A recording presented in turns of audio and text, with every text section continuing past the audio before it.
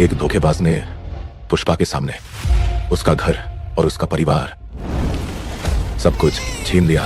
पुष्पा को शिकार बनाने का अब वक्त आ गया है।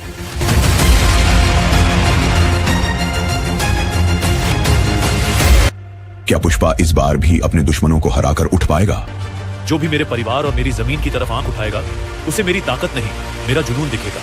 तो आखिर पुष्पा 3 की कहानी क्या होगी, उससे आज हम एक थ्योरी के जरिए जानेंगे, जिसमें कुछ सवालों के जवाब भी डिस्कस करेंगे। जैसे कि पुष्पा 2 की एंडिंग में जो ब्लास्ट हुआ उसके पीछे सेंट्रल मिनिस्टर नहीं था, बल्कि इसके पीछे ये खुद ब्लास्ट करने वाला ही था। पर कैसे, उसे आगे डिस्कस करेंगे। और पुष्पा 3 की जो एंडिंग होगी वो जापान में होगी और जापान में ही पुष्पा 3 की आखिरी लड़ाई देखने को मिल सकती है। और मैं इस जापान वाले सीन की बात नहीं कर रहा हूँ, बल्कि पार्ट 3 में एक अलग ही जापान में सीक्वेंस देखने को मिलेगा। और पुष्पा 3 का मेन स्टोरी प्लॉट क्या होगा, इन सब सवालों के जवाब आपको इस वीडियो में मिल जाएंगे। तो आइए शुरू करते हैं। तो अगर आपको पुष्पा पार्ट 1 की शुरुआत याद है तो उसमें यह बताया गया था कि यह कहानी की शुरुआत नहीं बल्कि कहानी का क्लाइमैक्स है, और उसमें जापान को हाईलाइट किया गया था। यानी कि पार्ट 1 की कहानी की शुरुआत जापान से की गई थी, पर आगे हमें जापान के बारे में कुछ भी बताया नहीं गया। तो पार्ट 1 में जापान को हाईलाइट क्यों किया गया था, इसका जवाब आपको वीडियो के आगे मिल जाएगा। क्योंकि उससे पहले हम पुष्पा 2 की एंडिंग को जान लेते हैं, क्योंकि पुष्पा 3 की कहानी क्या हो सकती है इसका जवाब हमें पुष्पा 2 की एंडिंग में ही पता चल जाता है। जैसे कि आखिर में पुष्पा सेंट्रल मिनिस्टर प्रताप रेड्डी के भाई और भतीजे को मार देता है, जिसकी वजह से पुष्पा प्रताप रेड्डी से दुश्मनी मोड़ लेता है। फिर एंडिंग में ये कैरेक्टर पुष्पा की भतीजी की शादी में ब्लास्ट करवा देता है। तो यहाँ पर मुझे ऐसा लगता है कि ये ब्लास्ट वाली बात प्रताप रेड्डी को पता नहीं होगी और शायद उसने ये ब्लास्ट भी नहीं करवाया होगा, क्योंकि प्रताप रेड्डी को ये ब्लास्ट वाली बात इस गुलदस्ते के जरिए पता चलती है, जो कि इस कैरेक्टर ने ये ब्लास्ट वाला मैसेज देने के लिए इस गुलदस्ते को भेजा था। पर आखिर में ये कैरेक्टर कौन है और इसका पुष्पा के साथ क्या कनेक्शन है, ये तो हमें पार्ट 3 में ही पता चलेगा। और इसने जो ब्लास्ट करवाया उसमें शायद पुष्पा के फैमिली मेंबर्स मारे जाएंगे, जैसे कि श्रीवल्ली, पुष्पा की माँ, भतीजी या फिर उसका भाई। तो इनमें से कोई तो जरूर मारा जाएगा, जिसकी वजह से पुष्पा बदले की भावना में सारे हदें पार कर देगा और गुस्से में आउट ऑफ कंट्रोल हो जाएगा। जैसे कि वो अपने भतीजी को खोजने के लिए पूरा स्टेट ही बंद करवा देता है। तो बस कुछ ऐसा ही माहौल हमें पार्ट 3 में भी देखने को मिल सकता है। पर जैसे कि आपको ही पता है, पुष्पा आखिर में प्रताप रेड्डी और सिद्धप्पा से दुश्मनी कर लेता है। तो मुझे ऐसा लगता है कि पुष्पा जहाँ पर बदला लेने के लिए अपने पावर्स का इस्तेमाल करेगा, ये दोनों उसे ऐसा करने नहीं देंगे और पुष्पा को पूरी तरह से नीचे गिरा देंगे और एक ऐसे जाल में फंसा देंगे जिसमें पुष्पा को जेल जाना पड़ेगा। पर वो जेल से भाग जाएगा। फिर पुलिस फायरिंग में पुष्पा मारा गया। प्रताप रेड्डी और सिद्धप्पा ऐसी अफवाह फैलाएंगे ताकि पुष्पा को जो रूल और खौफ था वो खत्म हो जाए, पर पुष्पा ऐसे होने नहीं देता है। पुष्पा एक फॉरेस्ट डिपार्टमेंट के लगाए हुए कैमरे में अपनी छोटी सी झलक देता है कि मैं अभी जिंदा हूँ। फिर आगे ये सवाल आता है कि पुष्पा जेल से भागकर अब कहाँ जाएगा। इंडिया में तो वो रह नहीं सकता, क्योंकि वो इंडिया में सेफ नहीं है, क्योंकि गवर्नमेंट ने उसे एक क्रिमिनल घोषित कर दिया है। इसीलिए पुष्पा यहाँ से सीधा जापान जाएगा, बिल्कुल वैसे जैसे वो अपने पैसे लेने के लिए इलीगल जापान गया था। और पुष्पा जापान इसीलिए जाएगा क्योंकि हिरोशी के साथ वो काफी अच्छे संबंध बना के आया है, तो हिरोशी भी उसकी मदद जरूर करेगा। पर प्रताप रेड्डी और ब्लास्ट करने वाला और सिद्धप्पा पुष्पा को जापान में भी खोज लेंगे। फिर पुष्पा और प्रताप रेड्डी की जो रिवेंज की लड़ाई थी वो जापान में ही होगी। यानी कि पुष्पा पार्ट 3 की जो आखिरी लड़ाई होगी वो जापान में ही होगी, क्योंकि पार्ट 1 की शुरुआत में ऐसा ही बताया गया था कि ये कहानी की शुरुआत नहीं बल्कि कहानी का क्लाइमैक्स है। फिर इस लड़ाई में जो हिरोशी के गुंडे होंगे वो भी पुष्पा की तरफ से ही फाइट करेंगे। तो पुष्पा इस लड़ाई में अकेला तो नहीं होगा। और रही बात शेखावत की, तो भाई वो तो अभी जिंदा है, क्योंकि उसे अभी मरते हुए नहीं दिखाया। और एक फिल्म की कहानी में जब तक किसी कैरेक्टर को मरा हुआ नहीं दिखाते तब तक उसे जिंदा ही समझना चाहिए। और वैसे भी पुष्पा 2 के ट्रेलर में हमें शेखावत का ये वाला सीन देखने को मिला था, जो कि हमें रिलोडेड वर्जन में भी देखने को नहीं मिला। तो इसका मतलब ये है कि शेखावत अभी जिंदा है। पर पार्ट 3 में उसका क्या रोल होगा भाई, उसे मैं प्रेडिक्ट नहीं कर सकता हूँ, क्योंकि पार्ट 2 में भी उसका रोल इतना इम्पोर्टेंट नहीं लगा। इसलिए इस थ्योरी में भी उसे किस इम्पोर्टेंट रोल में सोचूं ये समझ में नहीं आता है। तो भाई लोग, ये थी पुष्पा 3 रैम्पेज के लिए थ्योरी। अगर अच्छी लगी हो तो कमेंट्स में अपनी राय जरूर शेयर करना। बाकी मिलते हैं किसी नए एक्सप्लेनेशन वीडियो के साथ, तब तक बाय।